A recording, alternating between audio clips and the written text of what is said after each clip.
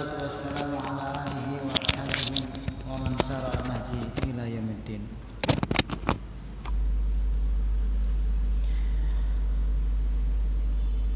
Ikhwan fillah rahimakumullah.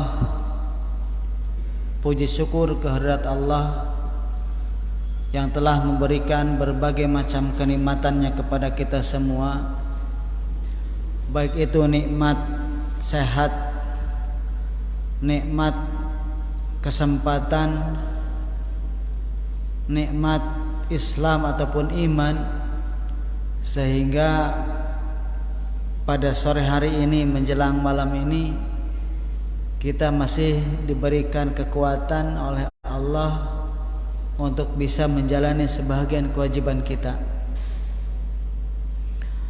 Mudah-mudahan ibadah yang kita lakukan pada sore hari ini, sholat maghrib berjamaah, bisa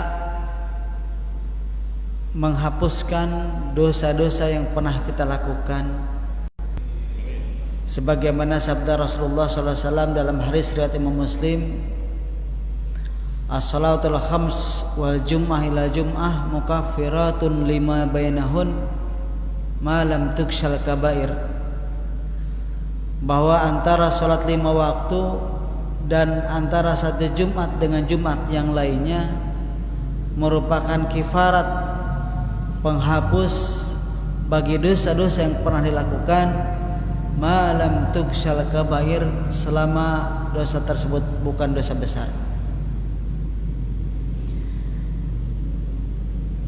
Apalagi setelah kita melaksanakan sholat maghrib ini dilanjutkan dengan melaksanakan kewajiban yang kedua, yaitu talabul ilmi, di mana Rasulullah SAW mengatakan ma takhuttu khutwatan fi talabil ilmi, tidak ada satu langkah yang dilakukan dalam rangka menuntut ilmu illa khutta biha khatayah wa rufi'at biha darajah, kecuali pasti Allah akan menghapuskan dengan langkah-langkah tersebut khatayah, kesalahan-kesalahannya, wa rufi'at biha darajah, dan akan ditingkatkan dengan langkah-langkah tersebut darajah, derajatnya di sisi Allah Subhanahu wa taala.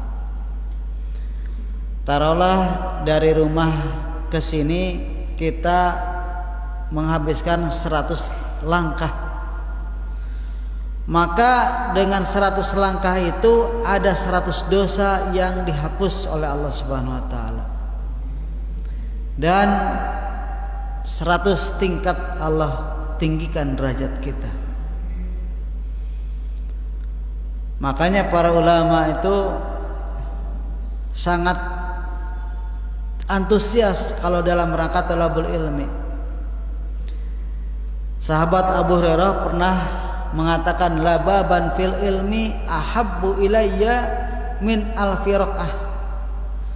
Satu bab dari ilmu, kata Abu Hurairah, lebih aku cintai, lebih aku sukai daripada salat 1000 rakaat. Satu bab dari ilmu dipelajari itu lebih utama menurut Abu Hurairah daripada salat 1000 rakaat.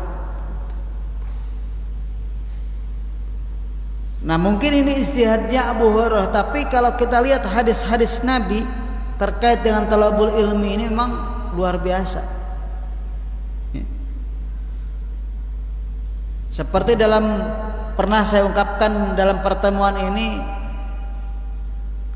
Rasulullah SAW pernah mengatakan majtama'a qaumun fi baitin min buyutillah, tidaklah satu kaum yang berkumpul dari satu rumah-rumah Allah, alladzina yadhkuruna asmahu, yang dibacakan nama-namanya, wa yutla fihi ayatuhu, dan dibacakan ayat-ayatnya, illa hafathumul malaikah, kecuali kaum tersebut akan dikerubungi oleh para malaikat. Wa ghasyat alaihimur rahmah, akan diturunkan kasih sayang.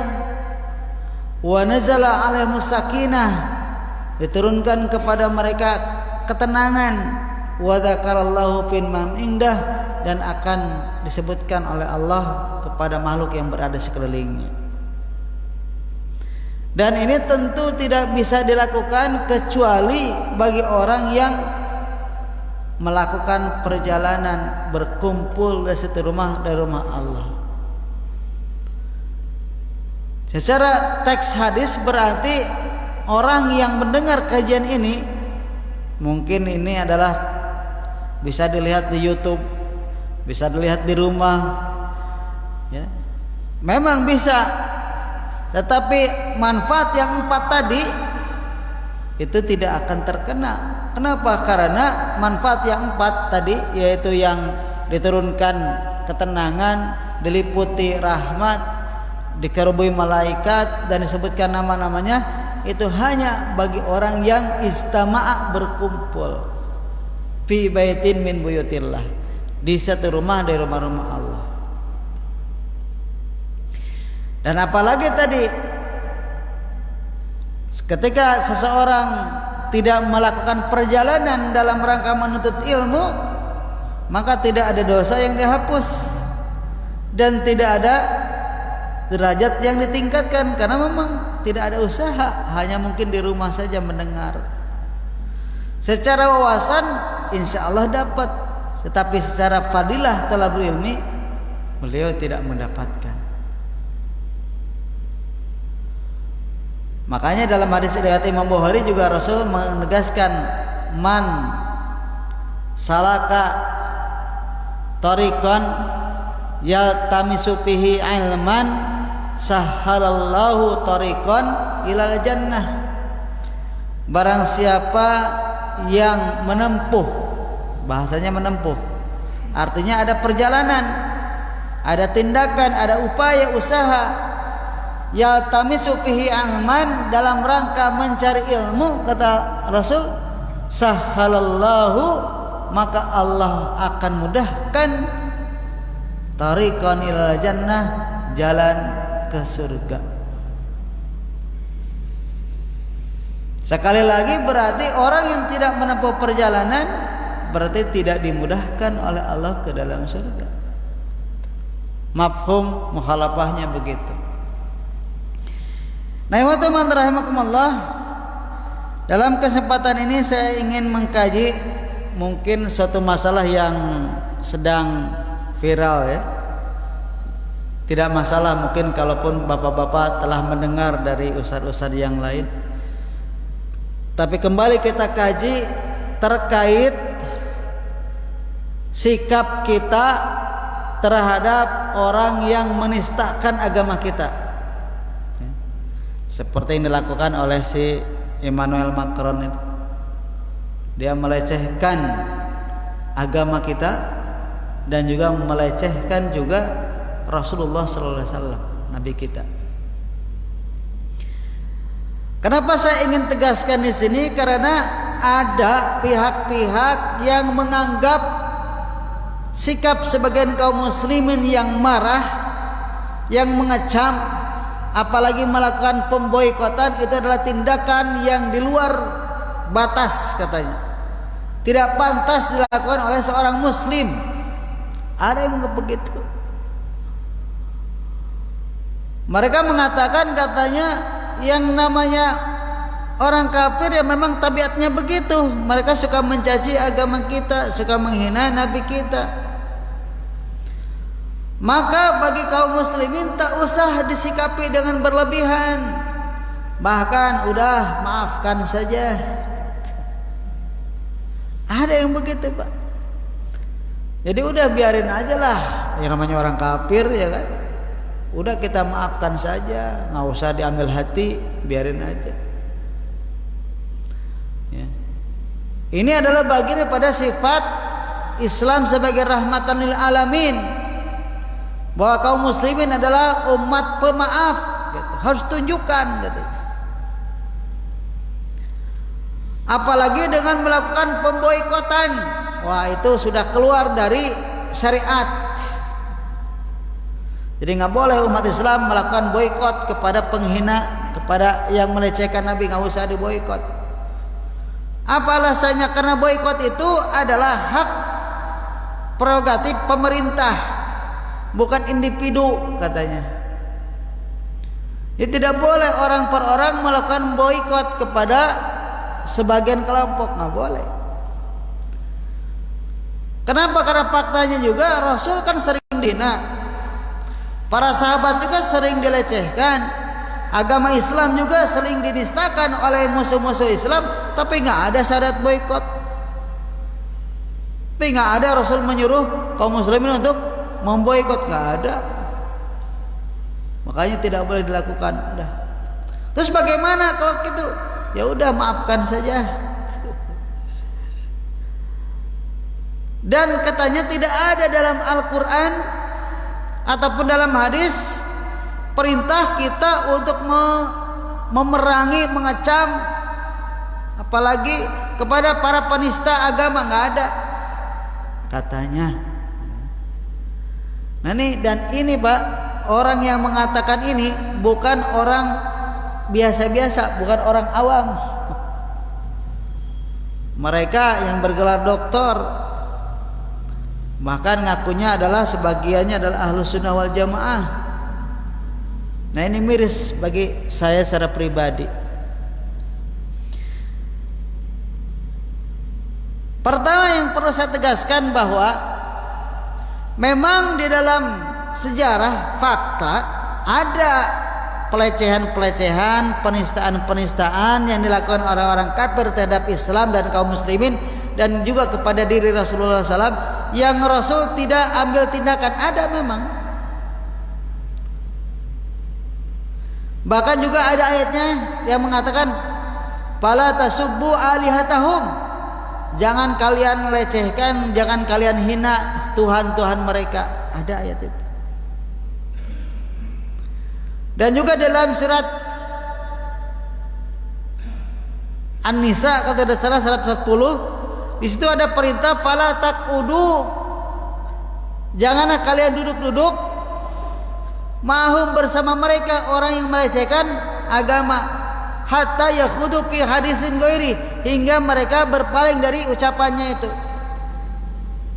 Nah ini Pak, ayat-ayat ini tadi yang saya sebutkan tadi itu jadikan dalil oleh mereka tentang tidak bolehnya mengecam, tentang tidak bolehnya melakukan tindakan apalagi sampai memboikot, karena hadis-hadis dan ayat ini menunjukkan bahwa tidak boleh diambil tindakan, biarkan saja gitu. Nah ini saya ingin jelaskan di sini bahwa ayat-ayat tentang istihza, melecehkan, dan ayat-ayat tentang at-ta'nah, menistakan atau menodai, itu memang banyak dalam Al-Quran, yang kebanyakan dilakukan oleh orang-orang munafik tentunya. Nah terkait dengan orang-orang munafik ini memang ada dua, ada yang diambil tindakan oleh Rasul, ada yang tidak. Nah berarti masalahnya kapan kita melakukan tindakan dan kapan tidak boleh melakukan tindakan. Ketika Rasul dihina di Makkah, ya kan, sampai ditumplakin kotoran unta di kepalanya, sampai disebut majnun oleh orang-orang Quraisy, sampai disebut orang kahin, disebut sebagai dukun oleh orang jahiliyah. Rasul memang saat itu tidak mengambil tindakan, dibiarkan saja, karena itu adalah pelecehan kepada diri pribadi beliau. Dan Rasul maha pemaaf orangnya, biarkan saja. Tetapi ketika ada seorang perempuan sedang hamil, dia itu setiap harinya mencaci aja Rasulullah, mencela aja Rasul. Nah si suaminya sudah masuk Islam, dia nggak tahan dengan istrinya yang melakukan pelecehan, mencaci Rasulullah SAW. Sudah diingatkan ini istrinya, jangan kamu ngomong lagi tentang Rasul, jangan kamu hina lagi Rasul. Tetap aja si perempuan ini, istrinya ini menghina Rasulullah SAW. Akhirnya si suaminya ngatahan, dia ambil golok, dia tekan di dadanya, ditebresin ke dada si perempuan itu sehingga mati. Nah, informasi ini sampai kepada Rasulullah SAW. Apa kata Rasul? Fa inna damuha qad hadar. Sesungguhnya darahnya sia-sia. Artinya tidak dilakukan tindakan apapun. Benar apa yang dilakukan oleh suaminya tuh. Jadi Rasul tidak mencela suaminya. Kenapa? Karena tindakan istrinya yang tadi terus mencela Rasulullah SAW sudah diingatkan masih tetap begitu, hingga suaminya ngatahan dibunuhlah istrinya itu hanya karena mencaci Rasulullah SAW, dan Rasul membenarkan suaminya itu. Satu. Yang kedua, ada seorang Yahudi yang sehariannya terus menghina Rasulullah SAW. Maka ada seorang sahabat yang minta izin, ya Rasul, saya minta izin akan membunuhnya. Kata Rasul, silakan. Maka dia kejar Yahudi itu, dia masukkan ke lubang batu, ya, kemudian ditimpakan kepalanya oleh batu hingga mati. Dan Rasul menyetujui tindakan itu. Artinya di sini berarti ada, ya, takrir dari Rasulullah SAW kepada orang yang bersalah. Dan di dalam ayat surat At-Taubah ayat 12 ini, nah ini yang ingin saya jelaskan lebih lanjut adalah Allah mengatakan wa innakathu aymanahum min ba'di ahdihim wa ta'anu fi dinikum faqatilu a'immatal kufri. Jika mereka telah mengingkari aymanahum, sumpah-sumpah mereka, perjanjian-perjanjian mereka, mimba diadim, setelah mereka berjanji, wa ta'anu fi dinikum, dan mereka mencela agama kalian yaitu agama Islam, apa hukumannya? Faqatilu, maka perangilah dia, bunuhlah dia, atau aimatal kufri, para pemimpin kufur itu. Innahum la aimana lahum, karena bagi mereka sudah tidak ada perjanjian lagi, wa la'allahum yantahun, dan semoga mereka berhenti. Jadi wa rahmatullah, dalam surat At-Taubah ayat 12 ini menunjukkan bahwa orang yang mencaci ta'inu atau ta'anu fi dinikum, mereka mencaci agama kalian yaitu agama Islam, maka hukumannya adalah qatilu, perangi dan bunuhlah mereka. Bahkan di sini disebutkan aimmatul kufri, yaitu para pemimpin orang kafir.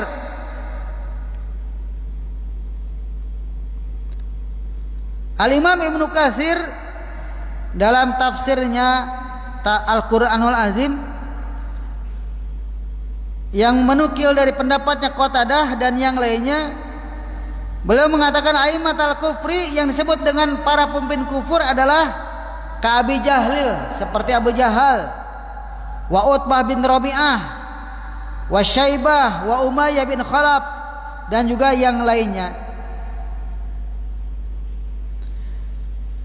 Dan beliau juga mengatakan wasahi annal ayata amatun, bahwa ayat ini bersifat umum, walaupun memang kejadiannya khusus kepada para pemimpin jahiliyah, para pemimpin Quraisy yang melakukan penghinaan kepada Rasulullah SAW harus diperangi. Tetapi kata beliau, fa innaha amatun, ini bersifat umum, wa in kana sababuha nuzuliha musyriki Quraisy, walaupun sebab turun ayat ini adalah berkenaan dengan orang-orang kafir Quraisy, orang-orang musyriki Quraisy. Fa'atun lahum wa lighairihim, maka ayat ini bersifat umum bagi mereka dan juga bagi yang lainnya. Jadi jelas, siapapun yang menghina Rasulullah SAW, siapapun yang menghina agama Islam, maka hukumannya adalah qatilu di sini, perangilah. Karena itu maka tindakan kaum muslim sekarang yang mengecam, ya, yang mengutuk, baik di medsos ataupun juga kemarin di Pak Prancis, ini merupakan bentuk dari keimanan mereka, pengejawantahan dari ayat ini. Memang seharusnya mereka yang melakukan penghinaan kepada agama ini adalah balas saja diperangi, siapkan bala tentara, siapkan pasukan, geruduk gitu harusnya. Atau minimal lah seperti yang dilakukan oleh Presiden Turki kemarin, Erdogan, ya, putus hubungan diplomatik, usir dubesnya, tutup sekolah-sekolahnya yang ada di Turki, hentikan impor ekspornya ke Perancis. Itu tindakan Presiden kemarin Turki itu. Kenapa? Karena ini sudah menyangkut marwah, menyangkut izzah, menyangkut kehormatan Islam wal muslimin. Nggak bisa ditolerir. Apalagi yang melakukannya adalah seorang pemimpin, seorang presiden. Beda lagi mungkin kalau yang melakukannya adalah anak kecil misalnya kan, atau orang awam, orang biasa kan, banyak juga di medsos yang melakukan seperti itu, ya. Mungkin tidak terlalu berpengaruh. Tapi ketika yang melakukannya adalah seorang pemimpin, ya, pemimpin orang kafir, aimatal kufri, apalagi perkataan dia itu disorot oleh media, dia katakan di depan para presiden Uni Eropa saat itu, ya, dia mengatakan bahwa Islam adalah agama krisis, kata dia. Islam adalah agama yang intoleran. Islam di mana-mana menimbulkan masalah. Dia ngomong di depan presiden-presiden Eropa saat itu. Dan telah diingatkan sebenarnya, jangan begitulah. Ya, itu namanya rasis. Itu namanya menodai keyakinan keberagaman suatu bangsa, suatu kaum, suatu negara bahkan, atau sedunia. Sudah diingatkan. Dia malahan, saya sebagai panglima kebebasan, saya tidak akan menghalangi siapapun orang untuk menyatakan pendapatnya. Makanya ketika Charlie Hebdo ini menampilkan kembali karikatur penghinaan kepada Rasulullah SAW, malah dibiarkan oleh dia. Dibiarkan saja, sehingga tersebar lagi karikatur ini. Padahal dulu juga tahun 2014 kalau tidak salah, Charlie Hebdo ini sama pernah melakukan hal yang serupa. Cuma saat itu ada seorang muslim yang berani, dia ambil pistol, dia tembakin para redakturnya. Ada 12 orang yang mati saat itu. Tetapi ternyata kita lihat dunia bagaimana keberpihakannya. Ketika terjadi penembakan terhadap 12 redaktur koran Charlie Hebdo ini, semua orang protes, semua orang mengecam, tapi bukan mengecam terhadap pelecehan kepada Rasulullah, bukan mengecam kepada kartun karikatur Nabi. Yang dikecam adalah pembunuhan terhadap 12 orang penghina Nabi itu. Sampai goncang dunia kan saat itu. Seluruh dunia datang ke Perancis menyatakan belasungkawa, bahkan dari Indonesia juga datang ke situ. Mereka lihat akhirnya doang terjadi pembunuhan kepada 12 redaktur. Mereka tidak melihat kenapa 12 orang itu dibunuh, karena mereka melakukan pelecehan terhadap baginda Rasulullah sallallahu alaihi wasallam. Nah, sekarang dia tidak kapok nih Perancis ini, malah melakukan tindakan serupa sekarang ini, bulan Oktober kemarin. Bahkan lebih dari itu, mereka telah melarang kaum muslimah yang bercadar, kemudian juga menutup organisasi NGO internasional yang bergerak di bidang kemanusiaan di Prancis milik umat Islam yang terbesar itu, ditutup oleh dia, dibubarkan. Kaum muslimin dipersempit gerakannya, diawasi kegiatannya. Itu yang diperhati sekarang ini. Didiskriminasi. Dia udah diingatkan kembali sebenarnya, tapi tetap dalam kondisi seperti itu. Maka pantas kalau umat Islam sedunia marah. Pantas. Dan memang seharusnya marah. Ya. Ini bukan masalah maaf dan tidak memaafkan, bukan masalah akhlak Islam, bukan. Ini masalahnya adalah kecintaan dan sikap kita ketika ada agama kita dihina, ketika ada Rasulullah SAW yang kita cintai dilecehkan oleh seseorang, maka harus tampil pembelaannya.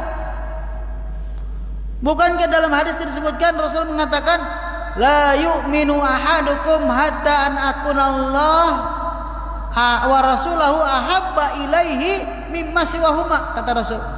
Tidak dikatakan beriman salah seorang di antara kalian sehingga menjadikan Allah dan Rasulnya lebih dia cintai daripada selain keduanya.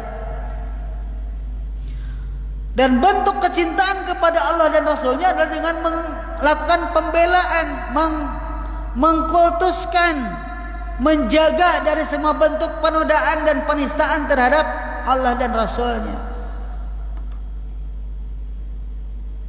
Berarti tindakan kaum muslimin sekarang yang mengutuk, mengecam itu adalah bagian dari keimanan tadi kepada Allah, kecintaan kepada Allah dan kecintaan kepada Rasul, dan itu menandakan bahwa dia itu adalah orang beriman. Karena kalau tidak begitu, berarti sebaliknya disangsikan tuh keimanannya. Jadi kalau ada agama kita dihina, diam. Nabi kita dilecehkan, cuek, ya kan? Pasti dia tuh dikatakan mukmin apa bukan dia? Muslim apa enggak nih? Masa agama kita dihina, Nabi kita dilecehkan, kita diam saja? Mana keimanannya? Secara logika saja atau konkret saja begini, kalau ada seseorang tiba-tiba di depan mata kita menghina orang tua kita, melecehkan orang tua kita, coba apa kita mau diam saja? Atau ada tiba-tiba kita lagi jalan sama istri kita, ada seorang yang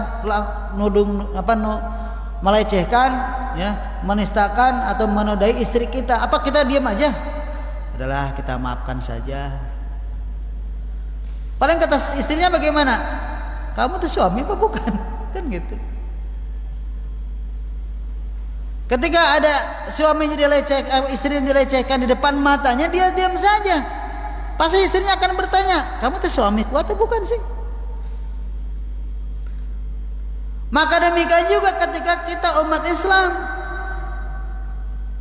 sebagai pengikut Rasulullah SAW yang menjadikan Rasul sebagai uswah hasanah, junjungan kita, ya, tauladan kita, pemimpin kita nanti di hari kiamat, yang nanti akan yang memberikan syafaat kepada kita. Ada orang melecehkan demikian, apa kita diam saja?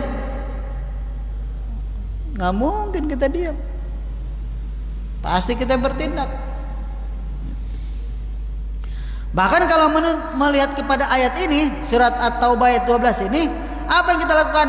Perang itu harusnya mah. Cuma kira kita nggak mampu saja, karena kita nggak bisa, ya udah. Ya selain perang, selain mengecam, ya minimal memboikot, gitu ya. Boikot semua produk dagangan orang-orang Prancis itu, negara Prancis. Jangan kita beli. Ini sifat minimal, sikap minimal sebenarnya yang bisa kita lakukan. Itu gimana kalau diboikot? Mas, saya tidak bisa makan. Nah, kecuali kalau begitu mungkin ya. Kalau tidak bisa makan, kecuali harus makan itu produk Prancis, mungkin dikecualikan. Tapi sekarang kan banyak alternatifnya, ya, banyak penggantinya. Carilah yang lain. Katanya kalau misalnya boikot, bagaimana saudara-saudara kita yang kerja di pabrik-pabrik mereka nih? Terus gimana mereka nggak dapat makan? Ya, yang namanya ketakwaan itu kan bertingkat-tingkat, kata Allah kan fattaqullaha mastata'tum, bertakwalah kepada Allah sekemampu kalian. Bagaimana mampunya itulah yang kita lakukan. Karena kalau dengan alasan seperti itu tidak akan selesai. Nanti kalau kita mungkin, Ustaz bagaimana nih? Banyak tetangga saya yang kerja di pabrik bir, masa saya nggak beli bir? Kamu gitu ntar. Ya.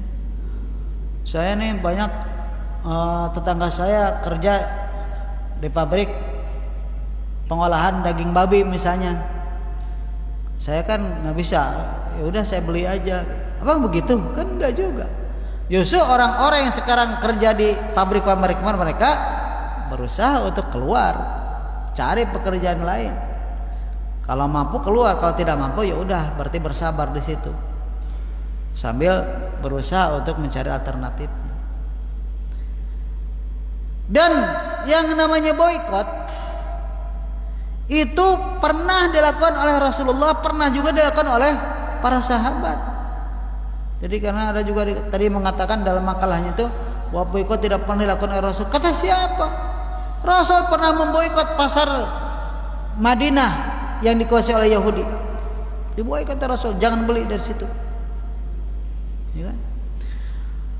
Utsman bin Affan juga pernah memboikot perusahaan air yang dimiliki orang Yahudi di Madinah. Jadi si Yahudi Madinah ini punya sumur di Madinah yang airnya keluar terus menerus. Maka kaum muslimin banyak yang beli air dari situ. Nah karena dia dibutuhkan, maka dia menaikkan harga seenaknya tuh si Yahudi itu. Akhirnya apa yang dilakukan oleh Utsman bin Affan? Beliau datang ke Yahudi ini, wah Yahudi saya beli nih sumur kamu 10 kali lipat. Yahudi melihat itu tidak mau. Wah enggak, saya ngasih uang. Saya beli 20 kali lipat, kata Utsman. Enggak. Karena memang Yahudi tahu kalau ini dijual kepada Utsman bin Affan, dia sudah tidak mempunyai penghasilan lagi dan dia tidak bisa ngatur-ngatur umat Islam lagi kalau gitu. Akhirnya Utsman bin Affan punya taktik. Kata beliau, udahlah sekarang kalau memang kamu tidak mau jual ini sumur, saya beli airnya aja. Sumur ini tempat Anda, tapi air saya beli airnya saja. Jadi pada hari-hari tertentu saya akan ambil air, kamu jangan jual ke yang lain, khusus ke saya saja, kata Utsman. Oke, kata Yahudi setuju. Jadi ada hari-hari tertentu yang itu milik Utsman bin Affan, di mana orang lain tidak boleh membelinya, dia beli semuanya. Maka Utsman bin Affan mengumumkan kepada seluruh kaum muslimin, kalau mau ambil air secara gratis datang pada hari ini, karena itu sudah saya beli dari orang Yahudi. Dan kamu jangan datang selain hari itu, karena pasti akan dipermainkan oleh si Yahudi itu harganya. Akhirnya kaum muslimin berbondong-bondong membeli air pada 2 hari itu. Karena 2 hari itu banyak yang mengambil, akhirnya kan surut tuh sumurnya. Pada hari berikutnya nggak ada keluar air, dan juga tidak ada yang beli air. Akhirnya rugi itu si Yahudi. Sudah rugi didatangi lagi oleh Utsman bin Affan. Gimana sekarang? Mau nggak saya beli 10 kali lipat? Karena dia udah bangkrut, akhirnya dijual lah sumur itu kepada Sayyidina Utsman bin Affan. Nah ini adalah bentuk boikot. Ya. Jadi mengeksploitasi, ya, atau boleh dikatakan membatasi pasar orang lain boleh. Apalagi dalam rangka kita memberikan pelajaran. Ya. Harusnya mau dibunuh gitu kan? Ini mah cuma diboikot doang. Ya. Lebih ringan. Jadi dibunuh aja tidak apa-apa, apalagi hanya sekedar diboikot gitu.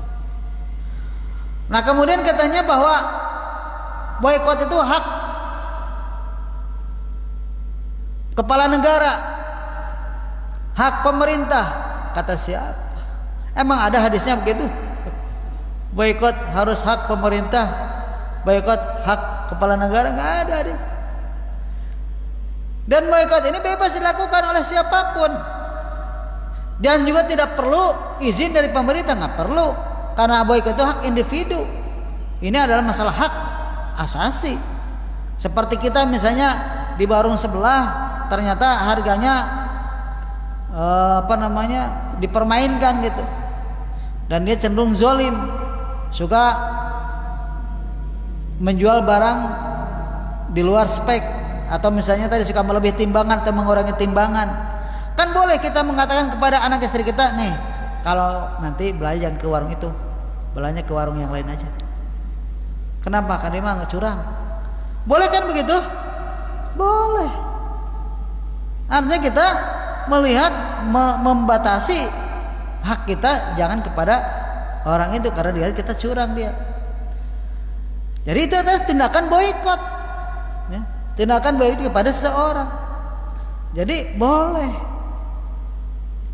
Apalagi kalau kita lihat bahwa yang melakukannya ini adalah tadi negara dengan kekuasaannya, dengan adik jayanya, dengan sombongnya dia tidak minta maaf, ya. Dengan songkaknya dia menghina Rasulullah, maka sangat-sangat wajar kalau umat Islam memboikot, wajar. Cuma memang ya tidak terlalu signifikan. Betul. Kenapa tidak terlalu signifikan boikot ini? Karena memang umat Islam tidak kompak, ya. Pertama, yang kedua juga memang karena umat Islam banyak yang masih ketergantungan dengan ekonomi mereka. Ini masalahnya. Seperti orang-orang yang kerja di pabrik-pabrik mereka, ya susah mereka boikot. Kalau boikot ya bagaimana mereka bisa makan kan gitu. Jadi kelemahan umat Islam sekarang yang menyebabkan aksi boikot ini tidak signifikan. Tapi kalau seluruh umat Islam siap, seluruh umat Islam itu sepakat, insya Allah. Apalagi kalau didukung dengan sikap dunia internasional. Ya perlu saya ungkapkan mungkin di sini saya sangat miris dengan kondisi dunia Islam saat ini, ya, yang dipimpin oleh OKI, Rabithah Alam Islami ataupun Liga Arab. Karena sekarang OKI itu adalah organisasi persatuan negara-negara Islam di dunia, ya. Organisasi Konferensi Islam Internasional, OKI itu singkatannya. Ternyata sekarang mah udah nggak ada giginya. Dia udah nggak ada powernya sama sekali. Faktanya apa? Ketika si Macron ini menghina, melecehkan, ada nggak pernyataan keras dari OKI itu? Saya belum dengar. Walaupun hanya pernyataan gitu kan, cuma pernyataan doang, nggak ada. Apalagi seruan untuk memboikot produk-produk Prancis itu di negara-negara Islam ataupun negara-negara Arab, nggak ada. Jadi ini masalahnya memang karena kekuatan umat Islam sekarang ini terhegemoni oleh kekuatan negara adidaya Amerika. Jadi mereka tidak bisa berbuat apa-apa dan tidak bisa bertindak apa-apa. Ada satu negara yang memang keras, ya satu negara saja. Itu juga baru kecaman tindakan saja. Tetapi tindakan real misalnya seperti di Indonesia juga kan nggak ada tindakan real. Alhamdulillah presiden kita mengecam doang. Tapi tindakannya, apakah memanggil kedubesnya atau memulangkan kedubes Prancis? Nggak ada. Apalagi kalau sampai tindakan memboikot, belum ada juga. Makanya memang tidak signifikan dan tidak terlalu efektif.